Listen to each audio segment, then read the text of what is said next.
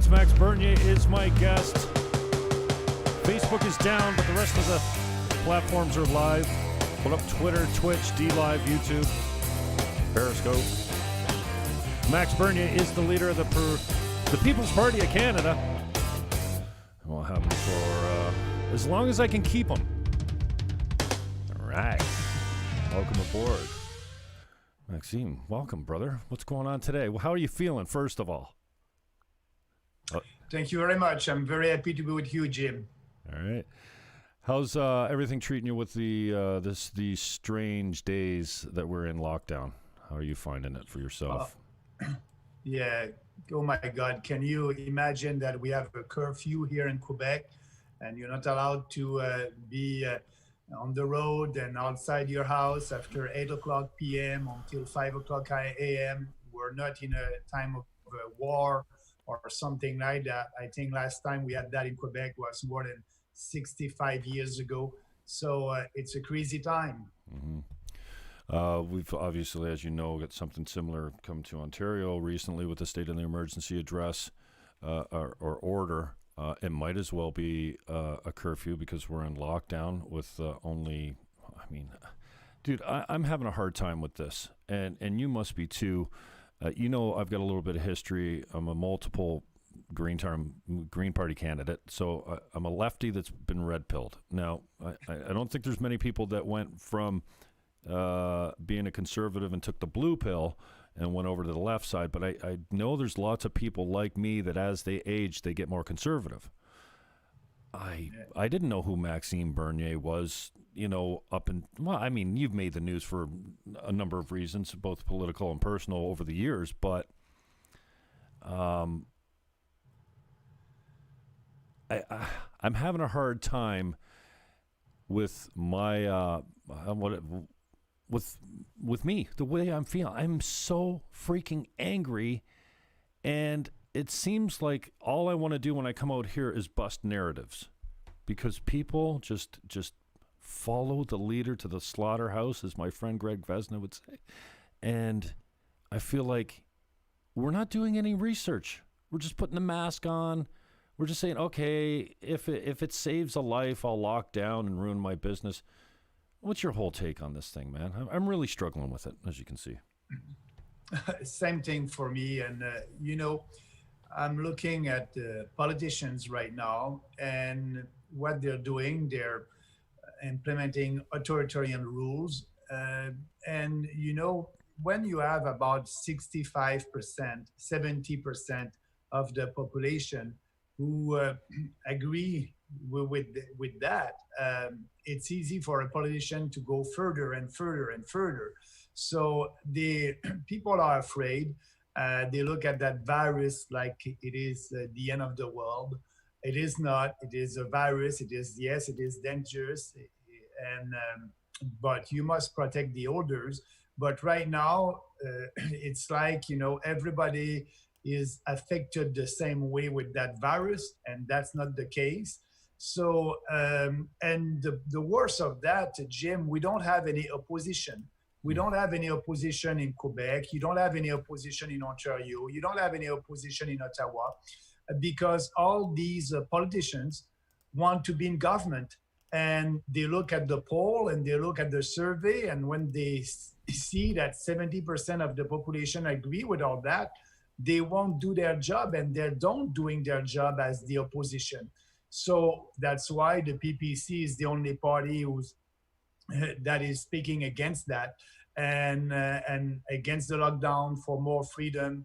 And we will do it because also we have the science on our side. If you look at what all these experts are saying right now, they were saying the opposite a couple of months ago, starting by the World Health Organization, and also in the US, the CDC in the US, they were saying that masks are not efficient.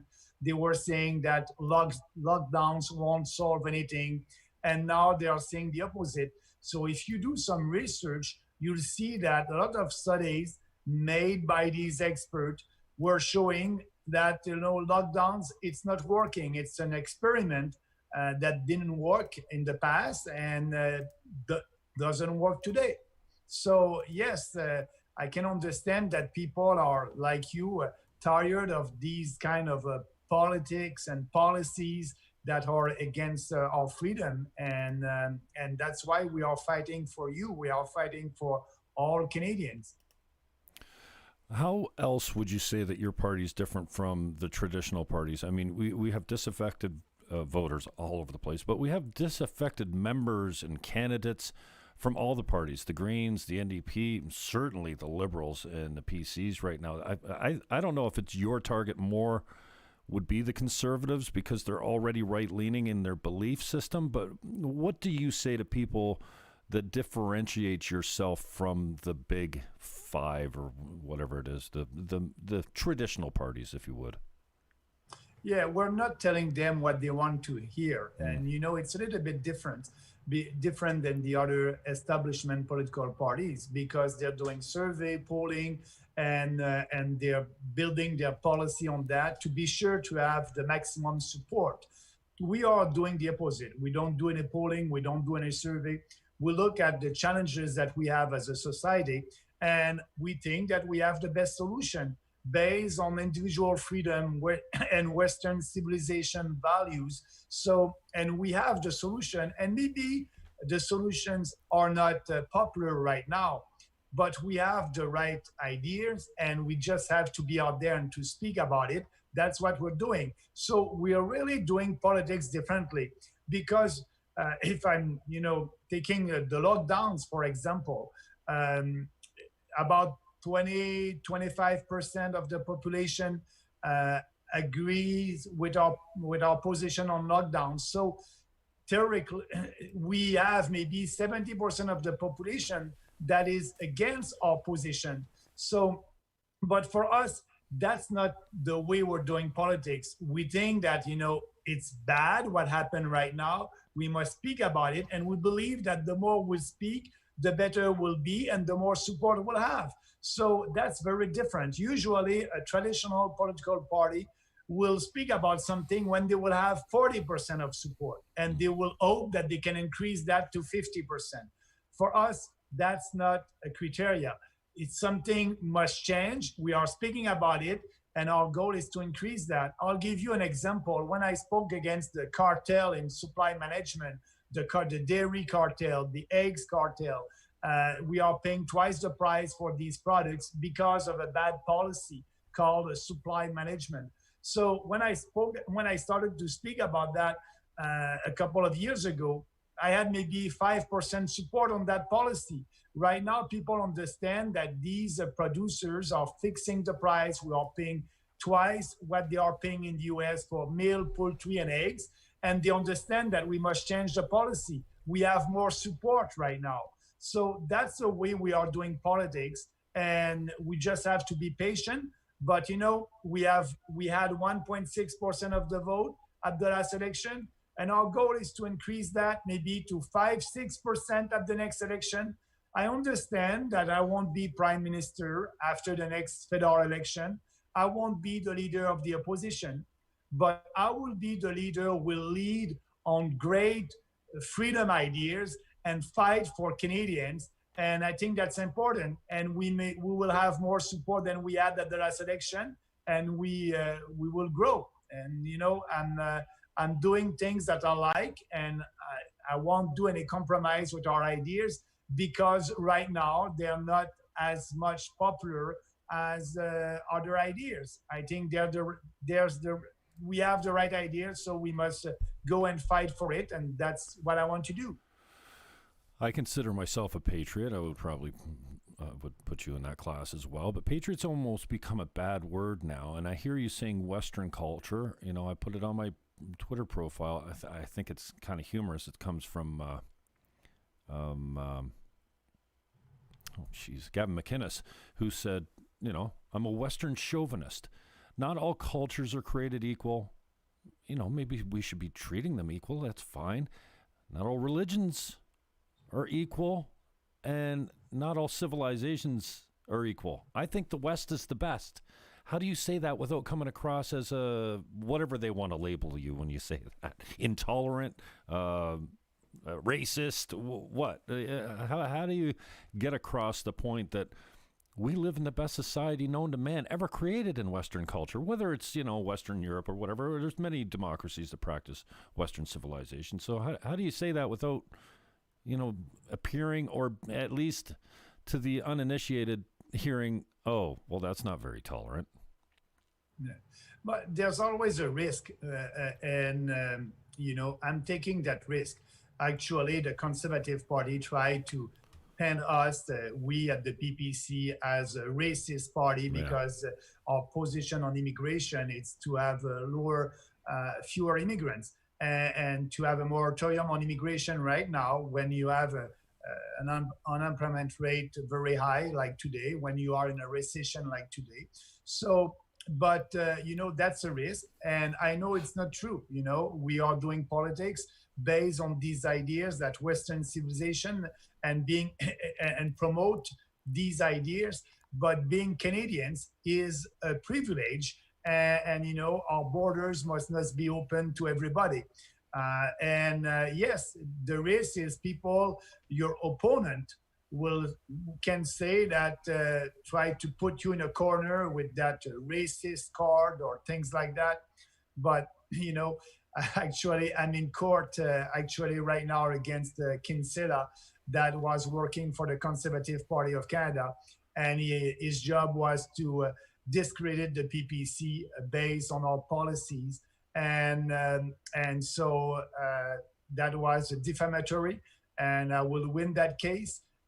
So there's always a risk, but in life you have to do what you believe in with passion and conviction, and that's what I'm doing, and I'm feeling very good. I don't know the whole thing about Warren Kinsella, and we don't need to get into it right now, but he seems to be a little off sometimes. I like Warren. I've interviewed him before. He seems like a hopeless lefty to me, and that means to me that you really can't get through. You can't negotiate. You can't even find common ground a lot of times with these guys. Do you have a Warren Kinsella in your camp, as far as like every guy needs that operative, that shark to do the dirty work for you? Does the PPC have an experienced guy like Kinsella? I don't mean that, what Kinsella practices, but I think everyone needs like a guy in their war room like that. Do you got one like that? No, because we're too busy to promote what we believe in. And our job is not to do negative ads or we're telling people what we are seeing right now and what must be the changes that we must have for having a freer society, a government in Ottawa that will be smaller, that will respect Canadians. So we don't have time. We don't want to waste our time to be negative. We try to be positive and putting forward our ideas. So that's not my style, and we won't change. What do you consider to be the most important issues of the next election coming up? What are you going to stand on as far as what you're promoting? And, I like the idea. I think it's a tried and tested strategy of 3 to 5 points that you just hammer home all the time. What are you going to concentrate on this time around? Yes, you're absolutely right, Jim. We must concentrate on a couple of policies. We had a comprehensive platform, but during that election, we will ask our candidates and myself and the party to focus on a couple of ideas. And one of them must be, if we have an election this spring, all the question of the lockdowns. And that will be very important for us. If you are tired of that, we will be the only option. So we'll ask Canadians to look at that and vote for the PPC if they agree with our position on lockdowns. So that would be important.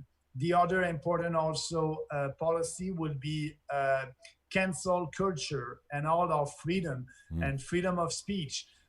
We are the only party who speak about it and won't be afraid to fight that cancel culture, that cultural war that we're having right now in this country.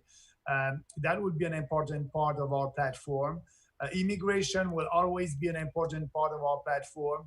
We need to control our immigration. We need to be sure that the people who are coming to our country would be able to integrate to our society. We want them to be able to have a job and to participate in our society. So, and we want people who share our values. Like I just said, Western civilization values, individual freedom, personal responsibility, respect, and fairness. So that's so important. We will focus also for sure on the economy. The economy will be important. We are in a recession right now, and the solution that we have, it's the federal government with their huge deficit and debt. That's not sustainable. We need to have another way to do it. So to have a government in Ottawa that will be smarter, that will spend the money that they have, and not spending the money that we don't have by borrowing it or by printing it. As you know, the Bank of Canada is buying Canadian bonds, so they're printing money. We'll have inflation down the road. That would be bad for Canadians. Inflation is a hidden tax, a tax that you don't see, but you can have the same amount of money in your pockets, but you won't be able to buy the same amount of goods and services with inflation. So we must fight that, and that would be important. The economy would be important, and because, as you know, right now the federal government is throwing money on everything. Like money is falling from the sky. They're giving money to other countries, and we don't have that money. So that would be an important part of our platform. So yes, we will try to focus on some of these ideas and to be known for that.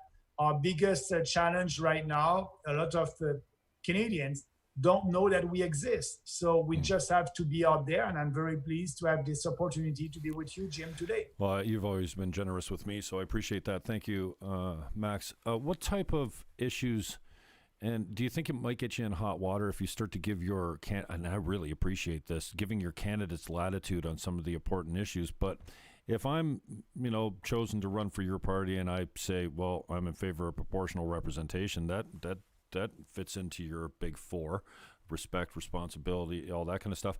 I've heard you say before, as long as it matches with our value system, I'll give some latitude to the candidates. And, I know we spoke last time about the candidate, maybe it was in Calgary, that had a private member's bill that she was ready to bring forward on abortion, on late-term abortion, I think it was, or something like that.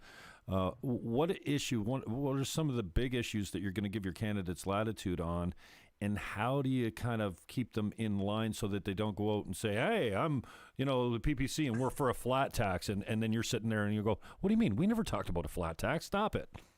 Yeah.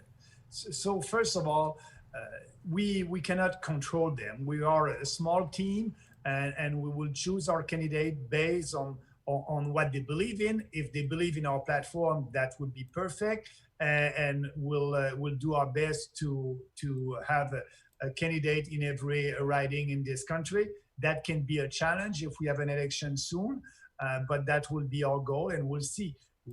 But for them, I think they will have a lot of latitude for local issues. Okay. They know their community, they know their region better than me and better than anyone, because they want to represent their people. So they will have a lot of latitude to speak about the preoccupation of their people in their riding. But at the same time, they must share our values, and we will ask them to speak about our 4 or 5 priorities. That would be important.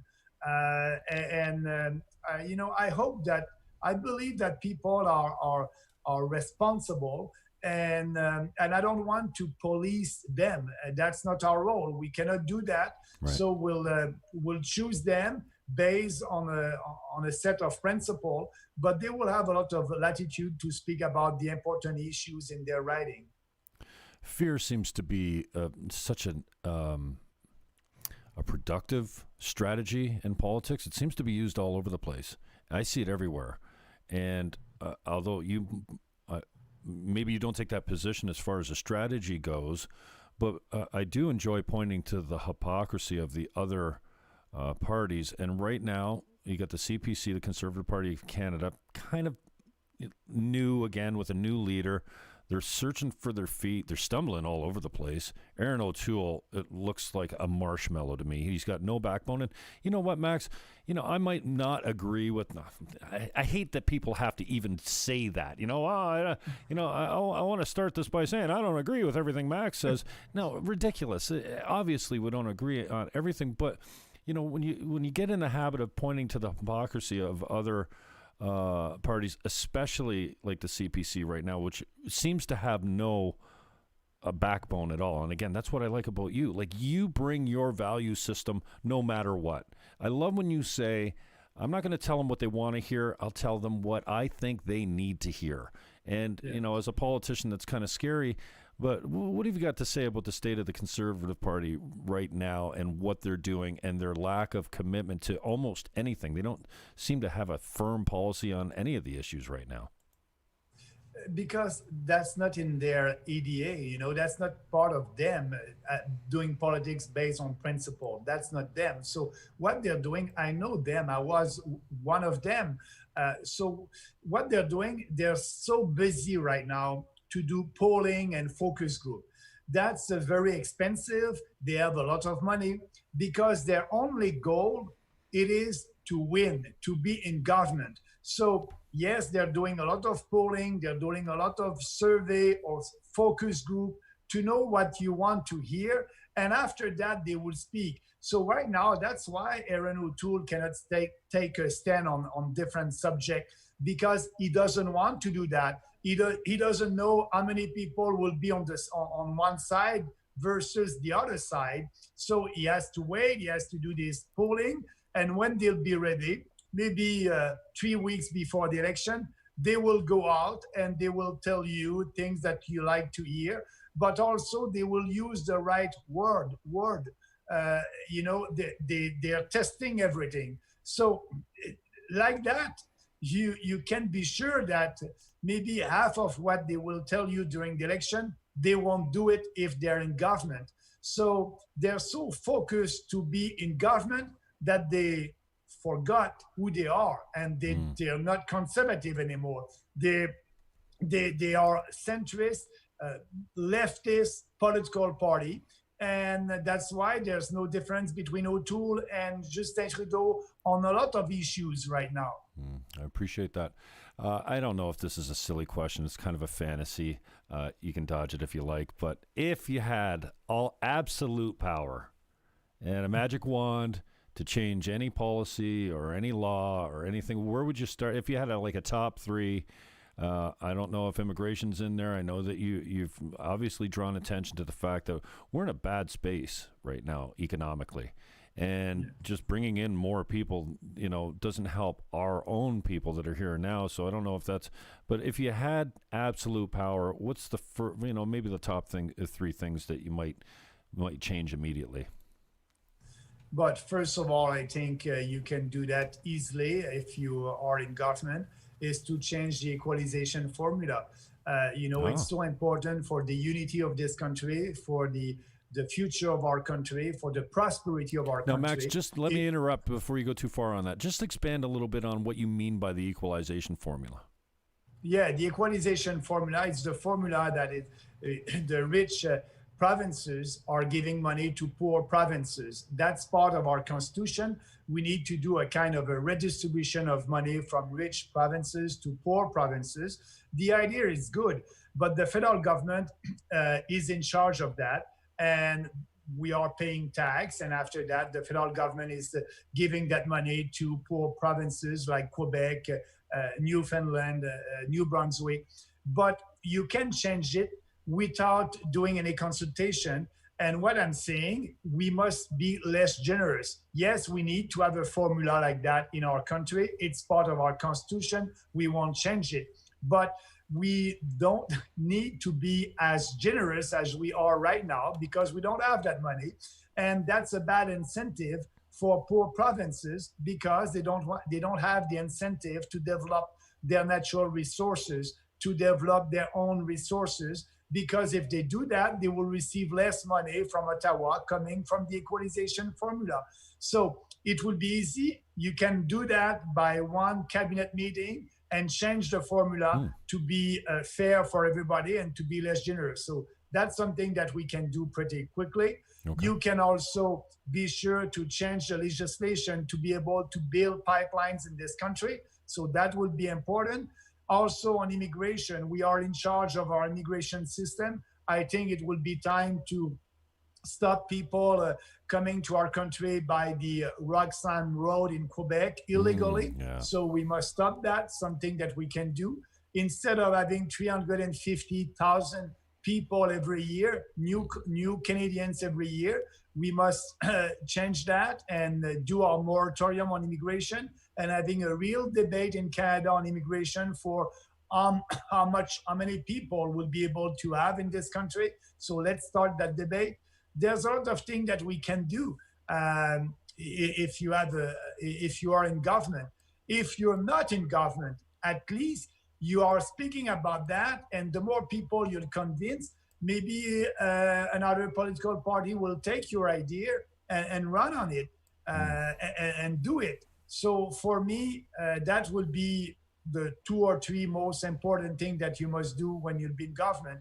But also all that idea of cancel culture, I think you must embrace a huge debate, more debates, and I think also maybe a parliamentary debate on the role of the big tech, the Google, Facebook, and all these big tech corporations, and the way that they're dealing with free speech and our freedom. So we must have a debate. I don't know what would be the solution on that, but that would be important because it's scary what's happening right now on the deplatforming of people that don't think like they want to. Tell me if I've got this right regarding Roxham Road. So the illegals bring their Gucci luggage from the States. They walk across an undefended border. They end up in the custody of Immigration Services. Immigration Services puts them in a paddy wagon or an ambulance or whatever and drives them to a hotel where they're to wait for their benefit check from welfare until their asylum or immigration papers are sorted. Is that actually how it works? Because there's people in my life that go, listen, I worked all my life. I paid into this CPP, this the pension fund. And these guys are walking across the border illegally, and instead of going to jail, they're getting more money than I get as an old age pension. Is that actually how it works, or am I being a little sensational with it? No, you're right, Jim. That's what happened right now. It's crazy, and that's why people, if you only on that subject, I think you have a majority of Canadians that are saying, we must stop that, and because it's unfair. It's unfair also for Canadians who came from a different country a couple of years ago. They came here by following the rules, by respecting the rules at that time. And now they're seeing people that can come to our country and after 3 years illegally, and after 3 years or 5 years being able to have a citizenship. And that's unfair. So we must stop that. Your description of what happened right now in Canada, that's the right one. And that's sad. It is sad.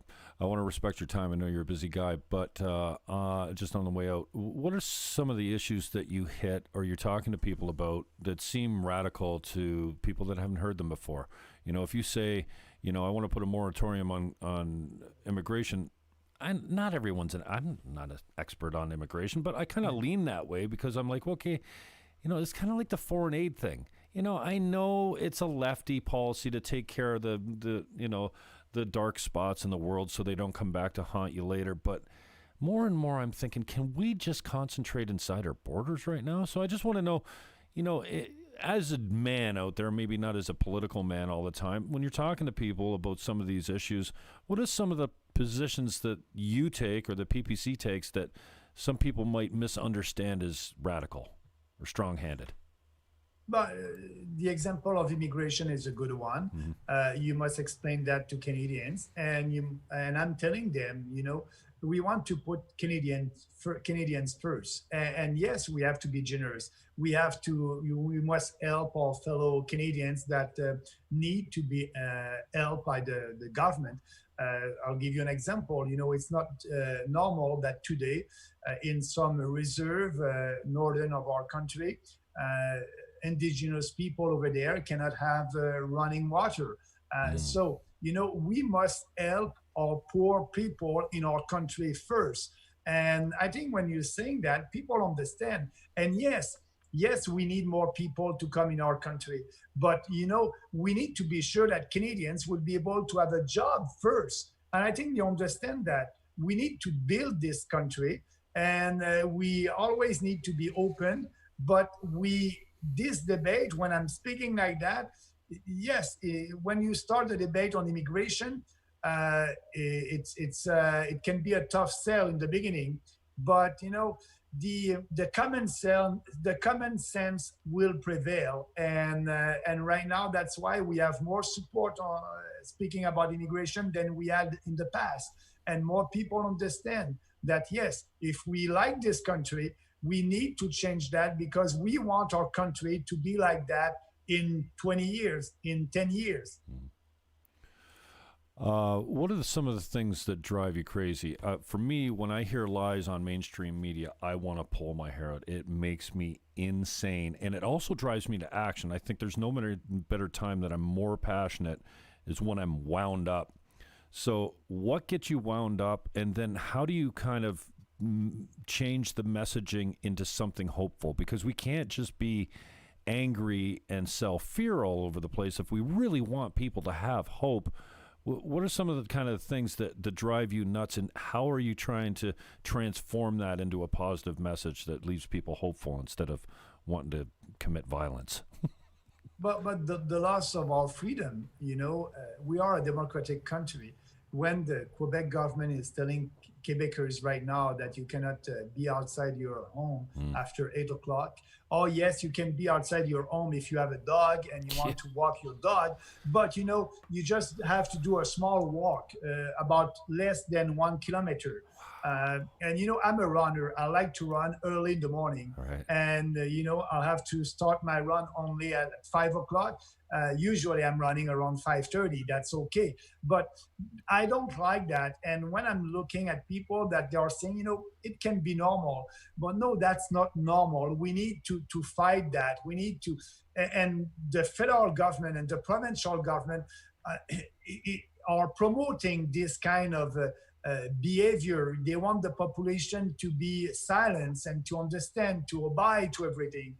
And I think being a dissident, sometimes it's good. And I don't like what I'm seeing right now about our freedom. And we are there to fight for people. And our main message would be at the next election, you need our voice. Canadians need our voice because we are the only voice of reason and freedom. And so that's so important. And I hope that we'll have a lot of support. It's a process that we started 2 years ago when we started the PPC, and now we know that more people understand what we want to do. But I really don't like what I'm seeing in our society right now, and all the cancel culture. Also, I like to debate. We need to have more debates, and we don't have that right now. No, we're shutting down the conversation. And, this idea, 15 days to flatten the curve. Masks haven't controlled the spread. We were told we're still told, wear your masks. Now, stay home orders, curfews, travel. I'm fully convinced that in the middle of summer, we'll have travel restrictions in addition to the lockdowns. Maybe I'm being a little bit dramatic there, but none of this stuff has worked. I had a friend of mine innocently said to me, you know what, Jimmy, I kind of think that the virus is going to do its own thing regardless. Regardless of what we do, we're still going to have to deal. We have a new virus, and here's the ramifications of it. But, you mentioned the WHO. I don't like to quote them too much, but they came out and said lockdown should be the last resort. We've got people jumping out of windows, committing suicide, going to drugs and alcohol in record numbers. I feel like the lockdowns are going to kill more people than the virus does. And I heard 10 times the other day as far as, ruining people's lives. But this idea that, I heard Justin Trudeau, man, I don't know if I said this to you before, Max. I was so disaffected with Harper. I ran green that time. And I kind of still as a lefty, when Justin Trudeau brought his gender neutral, balanced, whatever, I was still hopeful for him. I was still saying it's a new day. I knew he wasn't the smartest guy around because you don't need to, it's pretty obvious. He's done a great job putting smart people around him that know how to get elected. I'll give him that.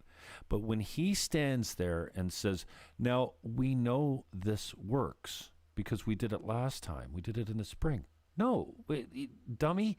We did it in the spring and it didn't work. So you're lying straight to our face, dude. Like, I can't believe that anybody believes what this guy would say. So now we're going into further lockdowns. We're losing more of our liberties.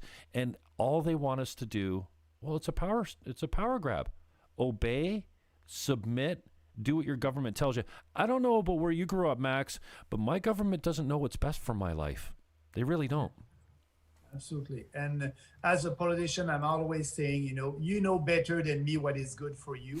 And, the big fat government that is telling you what you must do and what is good for you, you must look at that and say, just wait a little bit. I think people know better than the government or bureaucrats in Ottawa or in Quebec.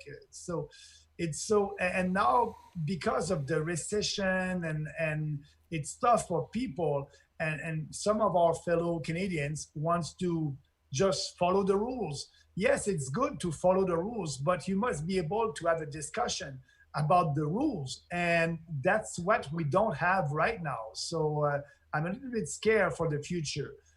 We need to be out there. We need to express our point of view, and I'm doing that. But on the positive side, we have more and more support. So it's going well, and I'm looking forward. I'm looking forward for the next election. We'll be ready, and we'll see. We're going to show to these establishment political parties that the PPC has a place, and we represent people that are tired of what they are seeing right now. If you had a message to Justin Trudeau and the leaders of this country, maybe provincial leaders, and you could just get a message out and attach some weight to it, what would you tell these people right now as far as trying to use some common sense and change the direction? Because, and I'd like you to finish up with this, maybe on a positive note, but if we don't get it right, if we keep going down this path, what kind of world are we living in 10 years from now, 5 years from now, even 2 years from now? I mean, you say scary, and Max, I'm not a hopeless person. I don't suffer from depressive mentality or anything like that. And I feel hopeless in so many respects. Like, well, you can't do anything about it. You might as well just lay back and enjoy it. No, I think people can do something. They can. The first thing I hope that people will do, and people who are listening to your show, if they're curious, they can go on our website, People's Party of Canada. Mm-hmm. We have the solutions over there. We need you. We need more people who are going to speak about it. They can follow us on YouTube. They can follow us on Twitter.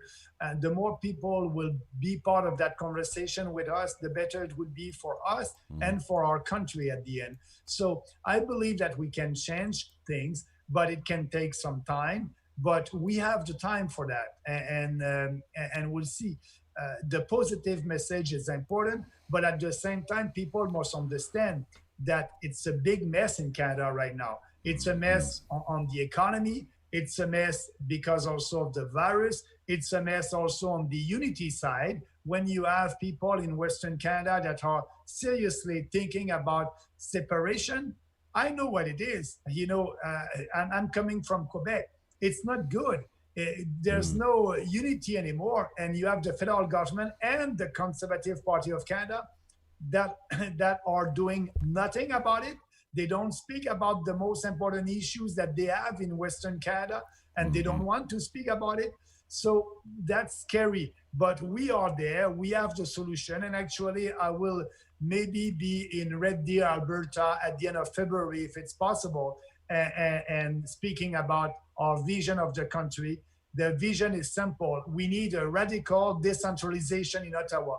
We need to respect our constitution. We need to give power back to provinces and to people. So that would be part of the subject and the part of my speech. But also, it's important to say that to Western Canadians, but also to people living in Quebec, in Ontario, that when you have a government that don't respect the Constitution, you there's no prosperity that can come from that. There's no unity that can come from that. So that would be an important subject. And I believe that people, if they want to know a little bit more about us, they can just look at our platform and they will see that we won't change. We won't change our policy because maybe, today it's not popular and people want to hear something. No, we need to do a reform in this country.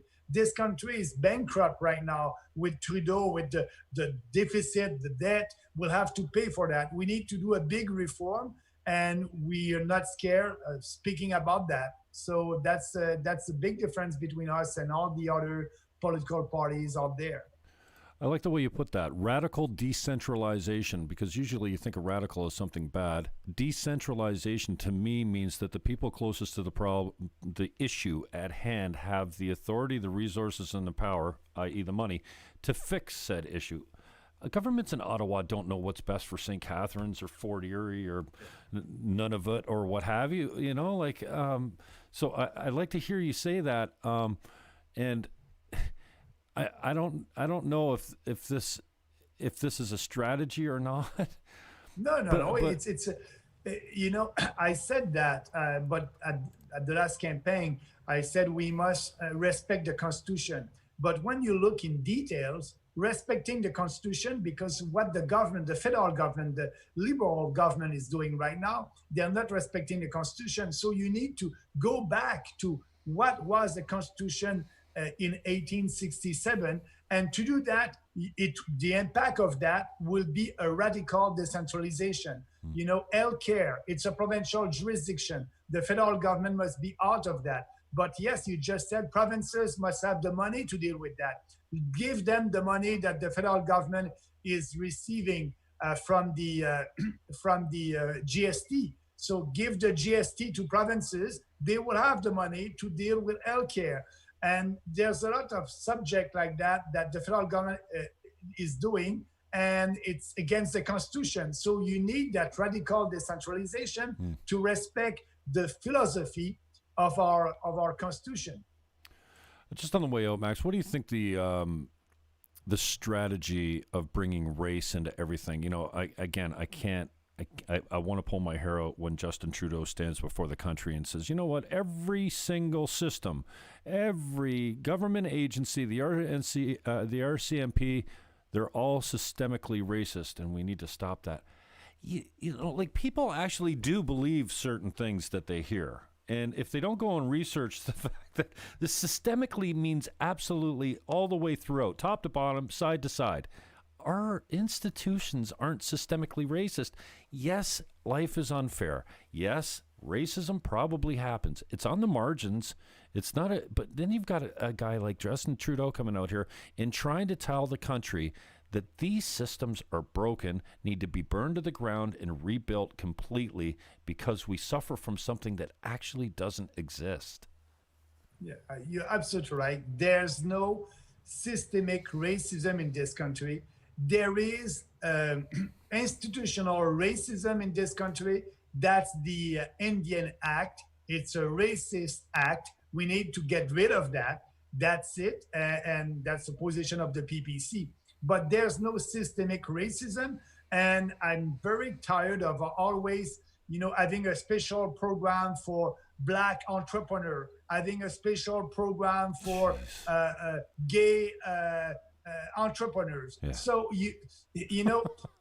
we need to judge people by their character, like Mr. Luther King said, and not by the color of their skin. So that's the basic. And if you look at the Trudeau government right now, they try to put everybody in a group and pushing, but it's unfair. It's unfair for Canadians. So a fair policy it is to judge people by their character. A meritocracy, that's what it is, and that's not what we are here right now in Canada. Just a closing statement on the way out, Max. What are your promises to Canadians as far as you as a leader, as a man, of what they can expect from you as far as, you know, what you will do and what you won't do, what they can expect from you that might be different than, you know, listen, politics is say whatever it takes to get elected. I hear that you're not on that bandwagon. Thank God, because, you know, you were a member of the Conservative Party of Canada for a long time. That's their playbook exactly. It's every major, maybe the Greens don't fall into that, because even as a Green, and I think the Greens would still say, hey, listen, this is hard news. It's not popular, but you need to hear it. So what are the promises you make to Canadians on the way out as far as, you know, your personal beliefs and who you are as a human being? Well, first of all, I can tell them that I won't change. And, you know, I believe what I'm saying, and I won't do any compromise with my principle. I don't like the word compromise. When you do compromise, you're a weak person. I'm not weak. I think we have the best ideas, and we must fight for that. And I will always fight for what I believe. So if you support the PPC, you won't have any surprise. Actually, the platform that we ran on at the last election will be the same platform. We will just update our platform right now, but we will put forward maybe 2 or 3 or 5 policies that are so important. We will a little bit more focus on these policies, but I'll be the same guy. I'm not, and if you don't like what you hear right now, don't vote for us. Don't vote for me, because I won't change to please you. I want you to go on our website to read our platform and say, okay, you like it? You think we have the solution for this country? Help us to build a better and a freer country. My brother, thank you so much for your time.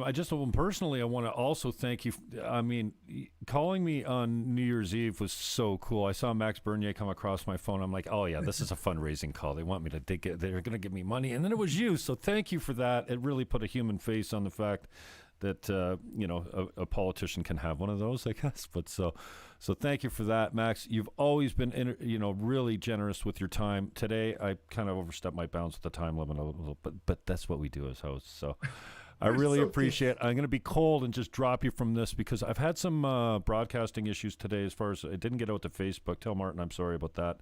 I will post it up later, but it's on Twitter, it's on DLive and Twitch and Periscope.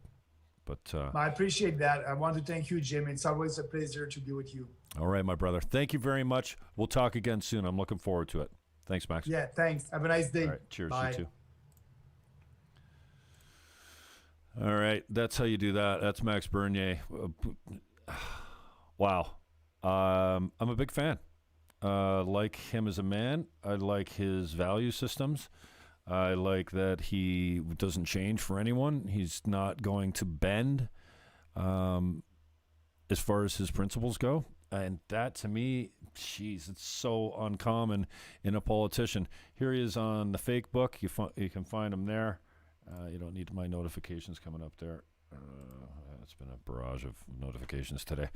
There's Maxime Bernier. He's on the fake book, and he's also right here on Twitter. Go check him out at Maxime Bernier on Twitter.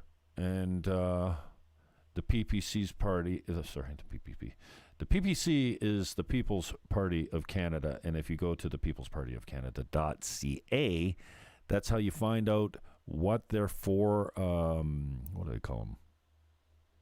For freedom, fairness, responsibility, and respect. Our 4 fundamental values. Freedom, fairness, responsibility, and respect. Sounds good to me.